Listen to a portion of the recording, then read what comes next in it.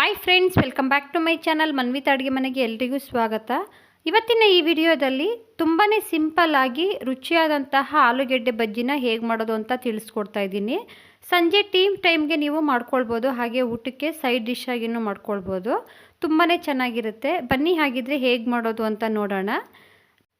ನನ್ನ ಚಾನಲ್ನ ನೀವಿನ್ನೂ ಸಬ್ಸ್ಕ್ರೈಬ್ ಮಾಡ್ಕೊಂಡಿಲ್ಲ ಅಂದರೆ ದಯವಿಟ್ಟು ಸಬ್ಸ್ಕ್ರೈಬ್ ಮಾಡ್ಕೊಳ್ಳಿ. ಹಾಗೆ ಪಕ್ಕದಲ್ಲಿರೋ ಬೆಲ್ ಐಕನ್ ಮೇಲೆ ಕ್ಲಿಕ್ ಮಾಡಿ. ನಾನು ಹಾಕೋ ವಿಡಿಯೋ ನೋಟಿಫಿಕೇಷನ್ ನಿಮಗೆ ಮೊದಲನೇದಾಗಿ ಬರುತ್ತೆ. ಮೊದಲು ನಾನಿಲ್ಲಿ 2 ಆಲೂಗೆಡ್ಡೆನ ಸಿಪ್ಪೆ ತೆಗೆದು ಸ್ಲೈಸಾಗಿ ಕಟ್ ಮಾಡಿ ನೀರಲ್ಲಿ ಹಾಕಿ ಇಟ್ಕೊಂಡಿದ್ದೀನಿ. ನೋಡಿ, ಈ ರೀತಿ ಸ್ಲೈಸಾಗಿ ಕಟ್ ಮಾಡ್ಕೊಳ್ಳಿ. ತುಂಬ ದಪ್ಪದಾಗಿ ಕಟ್ ಮಾಡಿಕೊಂಡ್ರೆ ಆಲೂಗೆಡ್ಡೆ ಬೇಯೋದಿಲ್ಲ. ಆದಷ್ಟು ಸ್ಲೈಸಾಗಿಯೇ ಕಟ್ ಮಾಡ್ಕೊಳ್ಬೇಕು. ಇವಾಗ ನೋಡಿ, ಹಿಟ್ಟನ್ನ ಕಲಿಸ್ಕೊಳ್ಳೋದಕ್ಕೆ ಒಂದು ಬೌಲ್ಗೆ 1 ಕಪ್ಪಷ್ಟು ಕಡಲೆ ಹಿಟ್ಟನ್ನ ಹಾಕ್ಕೊಂಡಿದ್ದೀನಿ. ಹಾಗೆ 1 ಸ್ಪೂನು ಅಕ್ಕಿ ಹಿಟ್ಟನ್ನ ಹಾಕ್ಕೊಂಡಿದ್ದೀನಿ. ಅಕ್ಕಿ ಹಿಟ್ಟು ಹಾಕ್ಕೊಳ್ಳೋದ್ರಿಂದ ತುಂಬ ಕ್ರಿಸ್ಪಿಯಾಗಿ ಬರುತ್ತೆ. 1 ಸ್ಪೂನು ಅಚ್ಚ ಪುಡಿ, ಅರ್ಧ ಸ್ಪೂನು ಜೀರಿಗೆ ಪುಡಿ,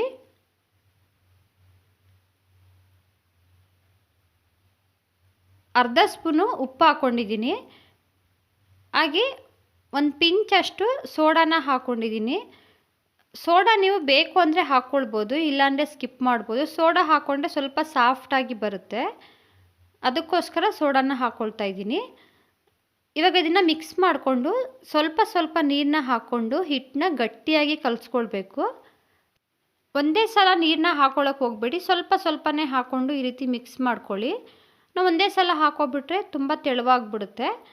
ಹದ ನೋಡಿ ನೀವು ನೀರನ್ನ ಹಾಕ್ಕೊಂಡು ಈ ರೀತಿ ಮಿಕ್ಸ್ ಮಾಡ್ಕೊಳ್ಬೇಕು. ಸ್ವಲ್ಪನೂ ಗಂಟಿಲ್ಲದೆ ಇರೋ ರೀತಿ ಚೆನ್ನಾಗಿ ಮಿಕ್ಸ್ ಮಾಡ್ಕೊಳ್ಬೇಕು. ಇವಾಗ ಒಂದು ಅರ್ಧ ಸ್ಪೂನಷ್ಟು ಅರಿಶಿಣನೂ ಹಾಕ್ಕೊಂಡು ಮಿಕ್ಸ್ ಮಾಡ್ಕೊಳ್ತಾ ಇದ್ದೀನಿ. ಅರಿಶಿಣ ಹಾಕ್ಕೊಳ್ಳೋದ್ರಿಂದ ಕಲರ್ ತುಂಬ ಚೆನ್ನಾಗಿ ಬರುತ್ತೆ. ನೋಡಿ, ಈ ಅದಕ್ಕೆ ಹಿಟ್ಟನ್ನ ನಾನು ಕಲಸಿಟ್ಕೊಂಡಿದ್ದೀನಿ. ಹಿಟ್ಟನ್ನ ನಾವು ಮಿಕ್ಸ್ ಮಾಡ್ತಿರುವಾಗಲೇ ಪಕ್ಕದಲ್ಲೇ ಎಣ್ಣೆ ಕಾಯೋದಕ್ಕೆ ಇಟ್ಕೊಂಡಿದ್ದೆ. ನೋಡಿ, ಇವಾಗ ಎಣ್ಣೆನೂ ಬಿಸಿ ಆಗಿದೆ. ಆಲೂಗೆಡ್ಡೆನ ಅದರಲ್ಲಿರೋ ನೀರನ್ನೆಲ್ಲ ತೆಗೆದು ಒಂದು ಪ್ಲೇಟ್ಗೆ ಹಾಕ್ಕೊಂಡು ನೀರು ಸ್ವಲ್ಪ ಡ್ರೈ ಆದ ನಂತರ ಎಣ್ಣೆ ಒಳಗೆ ನಾವು ಸೇರಿಸ್ಕೊಳ್ಬೇಕಾಗುತ್ತೆ. ನೋಡಿ, ಈಗ ಒಂದು ಸ್ವಲ್ಪ ಈ ರೀತಿ ಹಿಟ್ಟನ್ನ ಹಾಕಿ ನೋಡಿದ್ರೆ ಎಣ್ಣೆ ಕಾದಿದೆಯಾ ಅನ್ನೋದು ನಮಗೆ ಗೊತ್ತಾಗುತ್ತೆ.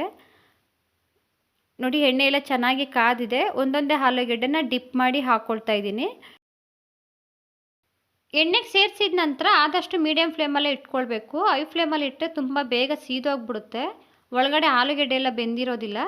ನೋಡಿ, ಒಂದು ಸೈಡು ಸ್ವಲ್ಪ ಬೆಂದ ನಂತರ ಈ ರೀತಿ ತಿರುವಾಕಿ ಮತ್ತೊಂದು ಸೈಡು ನಾವು ಬೇಯಿಸ್ಕೊಳ್ಬೇಕು. ಆದಷ್ಟು ಮೀಡಿಯಮ್ ಫ್ಲೇಮಲ್ಲೇ ಇಟ್ಕೊಳ್ಳಿ.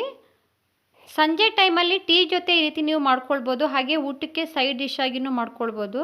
ಸಡನ್ನಾಗಿ ನಮ್ಮ ಮನೆಗೆ ಯಾರಾದರೂ ಬಂದಾಗ ಏನು ಮಾಡೋದು ಅಂತಿರ್ತೀವಿ, ಆ ಟೈಮಲ್ಲಿ ಕ್ವಿಕ್ಕಾಗಿ ಆಗುತ್ತೆ. ಇದು 10 ನಿಮಿಷದಲ್ಲೆಲ್ಲ ಮಾಡ್ಕೊಳ್ಬೋದು, ತುಂಬಾ ರುಚಿಯಾಗಿರುತ್ತೆ.